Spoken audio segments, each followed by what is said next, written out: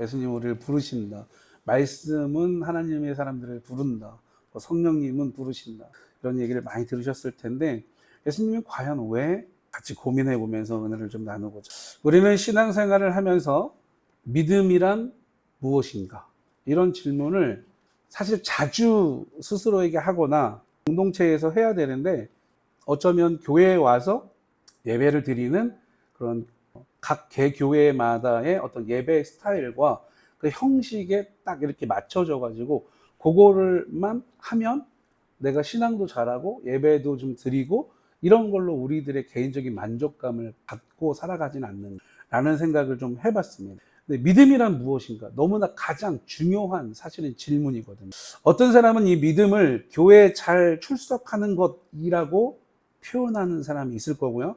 또 어떤 사람은 조금 전에 계속 제가 설명을 드렸지만 예배를 드리면 주일에 교회에 가서 예배 시간에 이런 표현해서 죄송한데 앉아 있으면 네. 앉아 있으면 믿음이 그게 믿음 아니냐 이렇게 또 얘기하는 사람이 있을 거고 또 한 사람은 어떠한 이런 행위 우리가 성경에서 보는 봉사하고 뭐 이웃을 살피고 이런 행위들을 열심히 하면 믿음이 있는 거 아니냐 이렇게 이제 표현하는 사람들이 있을 거예요. 근데 이 모든 것들이 필요 없다라고 말씀드리는 게 아니에요. 예, 지금 말씀드린 거 다 필요합니다.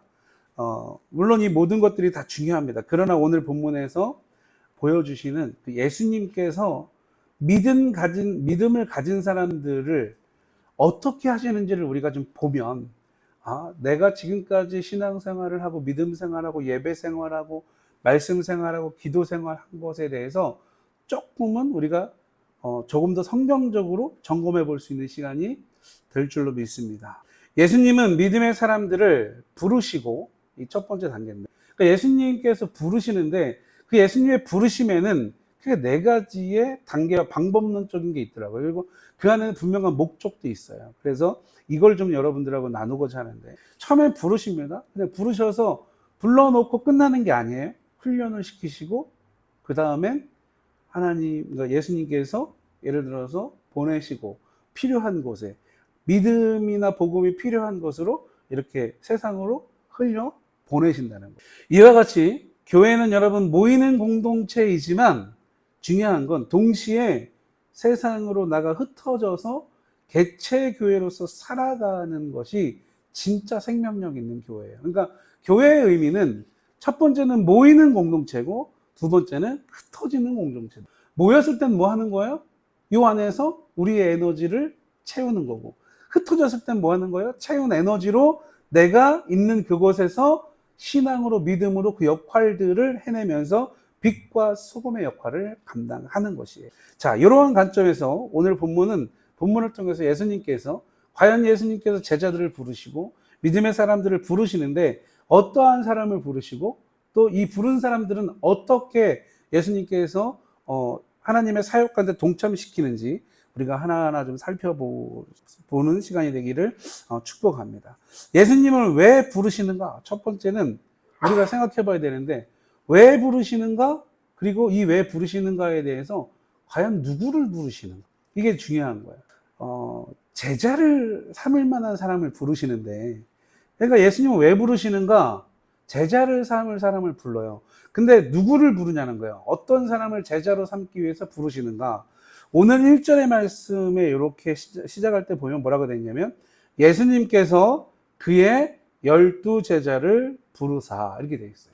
그러니까 예수님께서는 분명히 사람을 부르신단 말이에요. 누군가 하나님의 사역 가운데 쓰이고 또 예수님이 오셔서 하고자 하는 하나님께 명령받은 그 사역들을 하기 위해서 분명히 우리가 알아야 될 건 예수님 혼자 하실 수 있어요, 없어요? 하실 수 있어요. 근데 예수님이 제자를 모은단 말이에요. 자, 그럼 여기에 모티브는 또 뭐가 있을까요? 왜 예수님 하실 수 있는데 굳이 사람을 모을까요? 오늘 본문에도 보니까 누가 나와요? 12 제자 중에? 예수님이 십자가에 못 박도록 했던 중요한 역할을 또 했던 누가 나와요? 카른 유다까지 나와요. 그러니까 왜 예수님이 하나님께 받은 사역을 하실 수 있는데 굳이 사람을 제자로 삼을까? 왜 그럴까? 여러분 이거의 모티브가요 굉장히 중요한데 성경은 이렇게 보시면요 하나님은요 굉장히 세밀하시고 요즘 우리들 말로 얘기하자면 어떻게 보면 TJ에 굉장히 가까우세요. 무슨 말인지 이해되시죠? TJ에 굉장히 가까우세요. 저의 해석이지만. 근데 성경을 보면 그게 근거가 있어요. 자, 여러분 보세요. 하나님이 세상을 창조하셨어요. 그리고 그 세상을 하나님이 다스릴 수 있어요, 없어요? 있어요. 근데 굳이 뭘 만들어요? 인간을 만들어요. 아담이라는 인간. 그리고 그 아담이라는 인간에서 여자라는 인간을 또 만들어요. 그래서 어떻게 해요? 하나님이 하실 일을 인간과 어떻게 해요? 함께 하세요. 예수님이 더 이상 하나님이 세상을 보지 못해서 이제 독생자를 보내셨어요. 근데 그 예수님 누구의 방식으로 일을 하시는 거예요? 하나님의. 그러니까 여러분 우리도요, 이 땅을 살아가면서 어떤 방식으로 살아가야 돼요? 아무것도 아닌 것 같지만 여러분, 성경은 분명하게 우리에게 제시해주고 가르쳐줍니다. 각자의 삶은 다르지만 각자에게 얘기하시는 거예요. 너에게 주어진 삶이 있지. 근데 그 삶은 내 방식대로 살면 내가 약속한 걸 줄 거야 라고 얘기하시죠. 자, 누구를 부르시냐? 예수님이 여러분 제자를 부르세요. 오늘 보니까 어떤 사람들이 있어요? 12명의 사람들이 등장을 해요. 이름은 다 아시죠? 등장을 해요. 그럼 이 사람들 어떤 사람들일까요? 어떤 사람이에요? 지금 이 시대로 보면 조금 사람들이 사회적으로 인정받는 세무사, 이런 사람도 있고요. 어떤 사람은 시골에서 바다나 막 이런 것도 아니에요. 이런 저쪽에 가면 천호지라는 게 있고, 저쪽에 가면 또 부성저수지라는 게 있고, 아산을 넘어가면 신정호라는 저수지가 있고, 뭐 이런 좀 큰 저수지나 이런 강 같은 데서 뭘 하는 사람이에요? 고기를 잡는 어부도 있고요. 의사도 있고요. 정치적으로 행사를 하는 사람도 있고요. 종교적으로 굉장히 강성인 사람도 있어요. 몇 명 안 되는 것 같아요, 12명. 근데 이 12명의 이 구조를 보면요, 너무나 다양해요. 근데 이 사람들이 다 우리가 봤을 때 성공한 사람들이냐? 우리가 보는 세상적 기준으로 성공한 사람들이냐? 그렇진 않아요. 그런데 예수님께서 이 사람들을 왜 부르셨을까요? 더군다나 제자로. 여기서 우리는 분명히 생각해 봐야 될 게 있어요. 예수님께서 사람을 부르시는데 어떤 사람을 부르시냐면, 여러분들하고 많이 나눴던 표현인데, 퀴즈 한번 맞춰보실래요? 예수님은요, 어떤 사람을 부르실까요? 힌트는요, 어떤 걸 가졌거나 어떤 능력이 있거나 이런 사람이 아니에요. 예수님과 하나님이 사람을 부르실 때 어떤 사람을 부르실까요? 굉장히 많이 했던 표현인데, 준비된 사람 아닐 수 있어요. 또 어떤 사람을 부르실까요? 너무 단순합니다. 많이 여러분들하고 표현했는데 어떤 사람을 부르시냐면, 저 사람의 능력이 많거나 적거나 어떠한 특별한 지식이 있거나 없거나 이런 게 아니라, 같이 해버릴까요?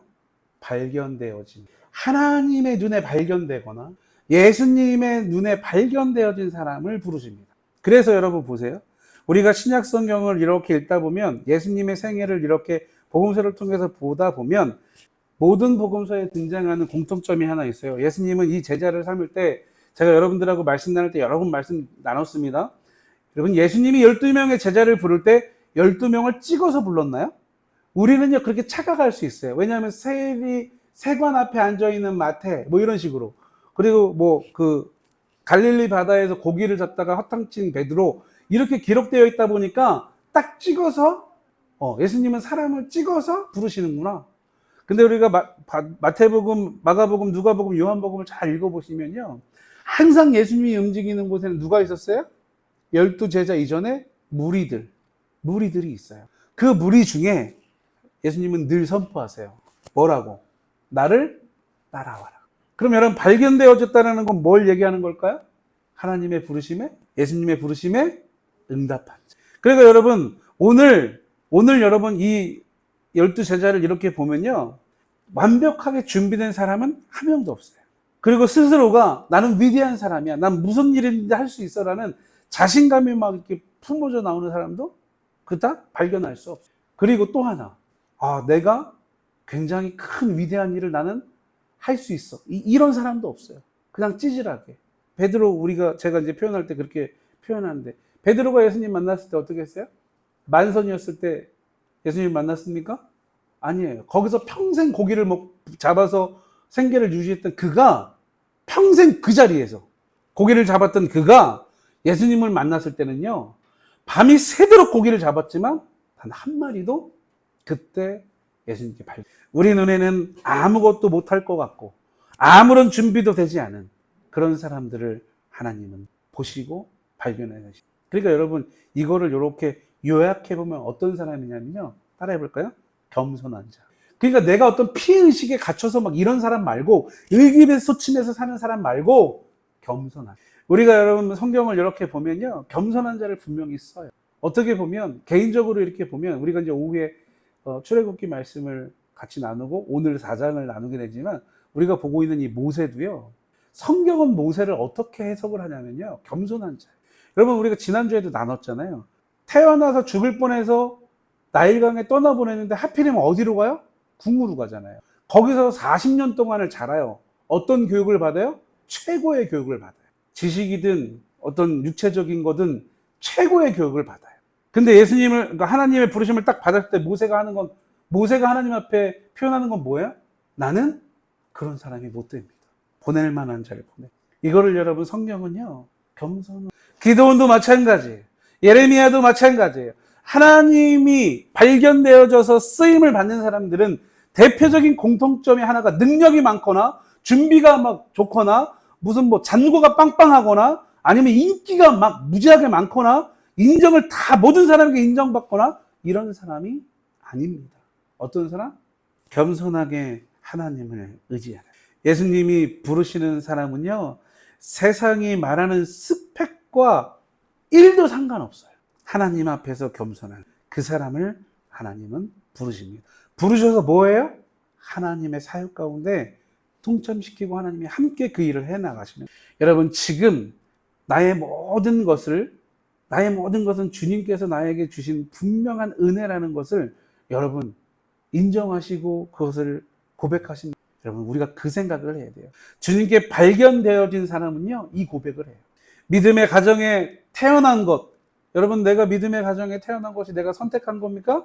하나님의 은혜인 줄 믿습니다. 여러분, 예수님에게 발견되어진 사람은요, 우리의 부모님이 어떠하든지요, 내가 이 부모님을 만난 거는 하나님의 은혜고 하나님의 인도하십니다라는 고백을 한다. 그게 없으니까 어떻게 돼요? 가진 게 없다고 부모님을 무시하고, 심지어 요즘에는 어떡합니까? 살해까지 해요. 근데 이게 자녀만 그런 게 아니에요. 부모도 마찬가지. 낳고 싶어서 낳니? 이러면서. 어떤 사람들이 이런 거래요? 하나님 앞에 발견돼요. 그래서 하나님은 그런 사람들을 계속해서 발견하시고 그리고 부르시는. 왜? 구원하시는. 오늘도 나는 여러분 다른 거에 열심히 하는 게 아니라 주님께 발견되어지기 위해서 열심히 살아야 될 줄 믿습니다. 여러분, 그런 삶을 살아가실 수 있기를 주님의 이름으로 축복합니다. 여러분, 겸손한 자가 주님께 발견되어질 수 있어요. 예수님 어떤 사람을 부르신다고요? 겸손한, 발견되어져. 예수님이 찾는 그 사람을 예수님은 부르시는 거예요. 이게 첫 번째. 예수님은 왜 찾고 부르시나? 두 번째는 여러분, 그렇게 발견되어진 사람을 불러요. 제자로. 교회로 부릅니다. 내 의지와 상관없이 예배에 앉히셔서 예배를 듣게 하고 말씀을 듣게 하고 복음을 듣게 해요. 왜 그럴까요? 오늘 1절 하반절, 그 후반부에 보니까 예수님께서 제자들에게 뭐라고 얘기합니까?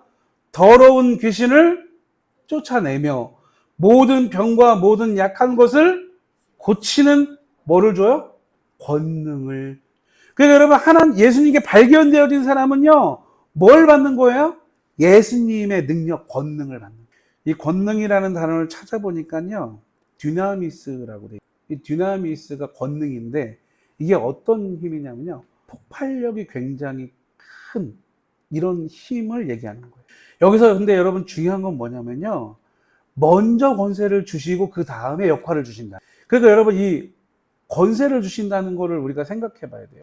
예수님은 여러분 분명히 부르십니다. 먼저 부르셔서 그 다음에 역할을 주기 전에 뭐를 준다고요? 권능을 줘요. 이 권능을 주신다는 게 뭘까요? 우리가 얘기하는 거예요. 말씀 생활을 하게 하고 기도를 하게 하고 내가 그 기도한 대로 말씀대로 살게 하고. 이걸 여러분 우리가 두 가지의 표현으로 표현할 수 있는데 뭐예요? 교육과 훈련. 발견되어진 사람은요, 반드시 교육과 훈련을 통해서 뭘 받아요? 권능을 받는 거예요. 잊지 마십시오. 여기서 이 권능은 제자들의 능력이 아니에요. 그 사람들이 가지고 있는 특별한 어떠한 달란트 이런 게 아니에요. 하나님이 주시는 권능으로 사역을 할 때 하나님의 일을 해낼 수 있습니다. 여러분 이 시대의 사역자들이나 뭔가 다른 어떠한 특별한 것을 좀 가지고 있는 그런 달란트를 가지고 있는 사람들도요 마찬가지예요. 자기 믿고 하면요 되는 것 하나도 없다. 근데 우리는 조금 뭐가 잘 되면 내가 능력이 있어서 잘 되는 걸로 쉽게 착각합니다. 그래서 어떻게 해요? 그래서 바닥을 치고 무릎을 치고 땅을 치게 되는 거예요. 제자는 자기의 힘으로 사역하는 사람이 아니라 예수님께로 받은 그 능력, 권능을 의지하며 살아가는 사람인 줄 믿습니다. 여러분 세상의 일은요 내가 노력해서 조금 되는 것도 있어요. 모든 게 다 아닌 게 아니에요. 내가 죽어라 노력하면 되는 일도 있습니다. 그런데 중요한 건 뭐냐면 하나님의 일은요 내가 백날 노력해서 되지 않는다. 하나님이 간섭해 주지 않으면 할 수도 없고 해낼 수도 없고 시작도 안 된다는 거예요. 근데 여러분 세상 일은 우리가 열심히 하면 되는 것도 있다니까요. 열심히 땀을 흘리고 시간을 투자하고 내 에너지를 막 투자하면 되어지는 것도 있어요. 세상 일은. 그런데 하나님의 일은 그렇죠. 오늘날 지금도 하나님은 우리에게 동일한 원리를 적용시켜 가정을 맡기셨습니다. 사랑할 수 있는 힘도 주셨습니다. 그럼 어떻게 해요? 가정을 잘 내가 지키고 지탱해야 돼요. 직장을 여러분 맡기셨습니다. 감당할 은혜도 주셨어요. 교회를 섬기게 하셨습니다. 필요한 은사도 허락하셨어요. 그럼 뭐 해야 돼요? 받은 대로 해야 되는 거예요. 받은 대로. 받았는데 입을 싹 닦아. 요즘 말로 뭐예요? 받았는데 받은 걸 싹 닦아. 뭐예요? 전문 용어로 따라해 볼까요? 먹튀. 예, 받고 그냥 끝내.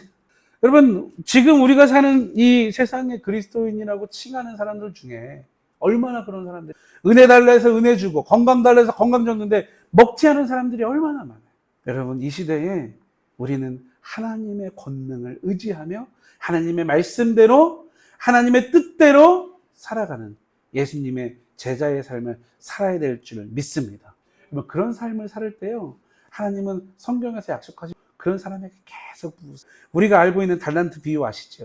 여러분 2달란트 받은 종 어떻게 됐어요? 2달란트를 더. 5달란트 받은 종 어떻게 됐어요? 5달란트를. 왜 줬어요? 너 내가 이거 줄 테니까 써먹어. 하나님을 위해서, 주인을 위해서 열심히 내가 쓰임을 받을 때 하나님은 그 은혜를 계속해서 부으신다는 거예요. 그 권능을 계속해서 부으신다는 거예요. 여러분 오늘 이 12명에게 주었던 죽은 자를 살리고 병든 자를 고치는 것이 여러분 2026년에는 없다? 믿지 않으니까. 그리고 우리가 그렇게 행하지 않으니까. 뭐 때문에? 지금 내 눈앞에 의식주의 문제 때문에. 지금 내 눈앞에 나의 삶의 우선이 먼저이기 때문에. 그렇기 때문에 그런 권능이, 그런 능력이 여러분 없다라고 우리가 믿어지게 되는 거예요. 누구의 방법일까요?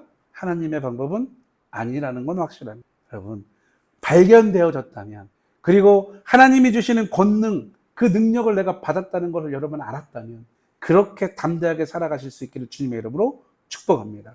예수님은 왜 찾고 부르시는가? 여러분 세 번째, 나에게 권능도 주셨어요. 나를 발견도 해주셨고요. 나를 불러서 훈련도 시키셔서 권능도 주셨어요. 그러면 그 다음엔 뭘까요? 오늘 본문에 보니까 뭐라고 되어 있냐면 이렇게 되어 있어요. 이방인의 길로도 가지 말고 사마리아인의 골로도 들어가지 말고, 그 다음에 뭐라고 되어 있습니까? 오히려 이스라엘의 집에 잃어버린 양에게로 가라.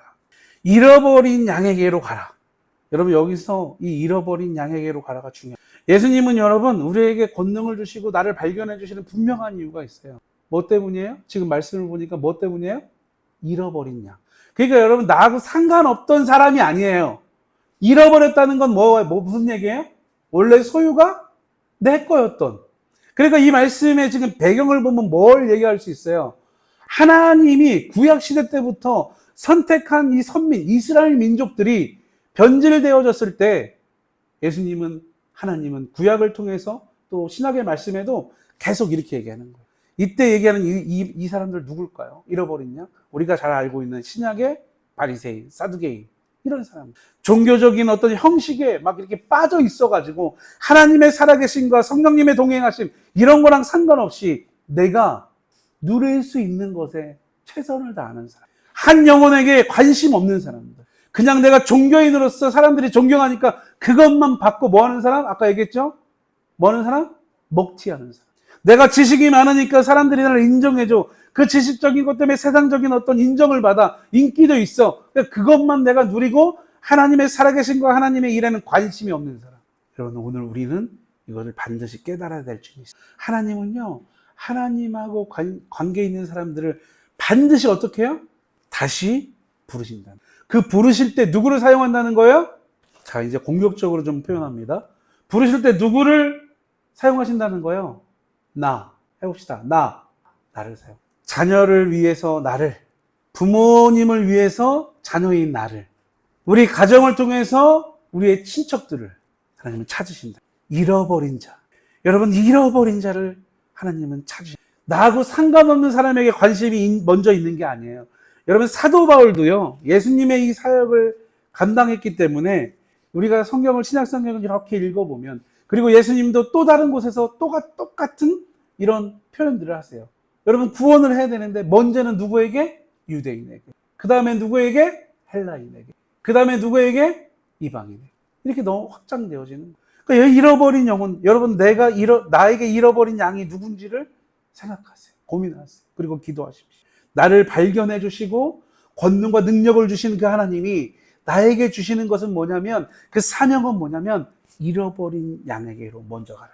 여러분, 우리는 다른 먼 곳에 있는 어떤 그런 곳에 관심이 물론 필요하죠. 하나님의 복음이 필요한 미전도 종족, 아프리카, 우리가 경제적으로 어려운 나라들, 복음이 없는 나라들 필요합니다. 근데 여러분, 우리가 알아야 되는 거 뭐냐면, 먼저는 뭐예요? 내 곁, 가족, 친지, 이웃, 우선이라는 거예요. 하나님의 방법에는요, 분명하게 그 방법론 좀 잊지 마십시오. 그래서 여러분, 내가 하나님의 발견되어졌고 하나님의 권능 받았다면 이제 어떻게 해야 돼요? 잃어버린 영혼에게, 잃어버린 양에게. 내 아이가 신앙으로 잘 자라기 위해서 끊임없이 여러분, 잃어버리기 전에 잃어버리지 않도록 기도해주고 말씀으로 양육하고 예배를 통해서 또 이 신앙 공동체를, 그러한 우리 양무리 공동체의 모든 가정들 될 수 있기를 주님의 이름으로 축복합니다. 여러분, 마지막 메시지예요. 예수님은 왜 찾고 부르시는가? 여러분, 내가 발견되어진 게, 내가 뭔가 예수님께 지불했습니까? 내가 하나님 앞에 능력을 받고 권능을 받은 게 내가 어떤 것들을 지불했습니까? 나를 하나님께서 파송을 해주시는데 내가 능력 있고 뭔가 지불해서 내가 파송을 받습니까? 아니에요. 오늘 본문에 보니까 뭐라고 되어 있어요? 거저 받았으니 거저 줘. 여러분, 예수님이 찾는 사람, 예수님이 부르시는 사람은요, 이것 때문에 부르시는 거예요. 너희가 거저 받았으니 거저 줘라. 그러니까 여러분, 제가 여러분들에게 이제 교제할 때 잠깐 말씀 나누는데, 우리도 이제 하나님이 계속해서 주님이 부어주시는 은혜가 있기 때문에 이제 사회, 교회 바깥의 일들을 조금씩 이제 해 나갈 건데, 앞으로. 그렇잖아요. 해 나갈 건데, 여러분, 우리는 그런 거 하지 말자고요. 어디 가서 이렇게, 여기 보세요, 이런 거 하지 말자고. 그거 뭐 하는 거예요? 그거 여러분, 지불한 거 받는 거예요. 아무것도 아닌 것 같지만 지불한 거 받는 거예요. 주민센터, 무슨 어디, 독거노인 분들 찾아다니면서 뭐 하고 이렇게 증거 남기고 이런 거, 그거 뭐 하는 거예요? 내가 지불한 거 대가 받는 거예요. 뭐 하려고? 나 이런 거 했다? 그래서 저는 교회를 이렇게 방문했을 때, 어떤 교회를 갔더니 그런 게 액자가 사역하는, 어디 후원하는 교회들 이런. 근데 성경은 여러분, 예수님은 우리에게 뭐라고 얘기해요? 오른손이 하는 일, 왼손이 모르게. 가능해요? 불가능해요? 이론적으로는 불가능해요. 그죠? 왜? 내 오른손이고 내 왼손인데? 이론적으로는 불가능해요. 근데 예수님이 그렇게 얘기하시는 건 뭐예요? 아까 제일 처음에 얘기했잖아요. 하나님의 일을 하는 사람들은 뭘 갖고 있어야 돼요? 잊어버리셨죠? 얼마나 감사한지 몰라. 같이 해볼까요? 그러니까 옳은 일을 하는 일, 왼손이 모르게는 겸손하라는. 그거 조금 했다고 가가지고 생색내가지고 하지 말라. 그 이유가 뭐예요? 너 그냥 받았잖아. 너도 그냥. 복음인 줄 믿습니다. 여러분, 우리는요, 교회 다니는 사람 아니에요. 우리는 살아계신 삼위일체 하나님을 믿는 사람이고, 그 삼위일체 하나님을 예배하는 사람이고, 그 하나님이 우리에게 주신 율법, 너희들은 이렇게 살아라 하는 이 말씀대로 사는 사람들, 그리스도인인 줄 믿습니다. 여러분, 이번 한 주간도요, 계속해서 하나님 앞에 발견되어지는 삶, 그런 주인공으로 살아. 그리고 이미 받았다, 다 받았다가 아니라 주님, 우리가 그 고린도서 13장 마지막 절에 이렇게 써 있는 것처럼 더 큰 은사를 구해라 라고 얘기했던 사도 바울 선생님. 여러분, 우리가 여기서 다 됐다, 여기서 뭐 안주하고 이런 게 아니라 하나님, 더 하나님이 쓰시고 싶은 곳에 나를 사용하여 주십시오. 더 큰 은사를 나에게 허락하여 주십시오. 기도하는 더 큰 권능을 나에게 주십시오. 아직도 나는 하나님의 사역 가운데 히딩크가 얘기했던 것처럼 목마릅니다. 갈증이 납니다. 그런 삶을 살아가. 그리고 내가 받은 것, 내가 지불해서 받은 거 아니니 하나님께서 거저 주셔서 나도 거저 주는 그런 겸손한 그런 그리스도인, 그런 그리스도인으로 살아가실 수 있기를 주님의 이름으로 축복합니다. 여러분, 매번 나눔하거나 말씀을 나눌 때도 얘기를 드렸지만 절대 여러분, 신앙과 이 믿음의 성장은요, 말이나 생각으로 이루어질 수 없어요.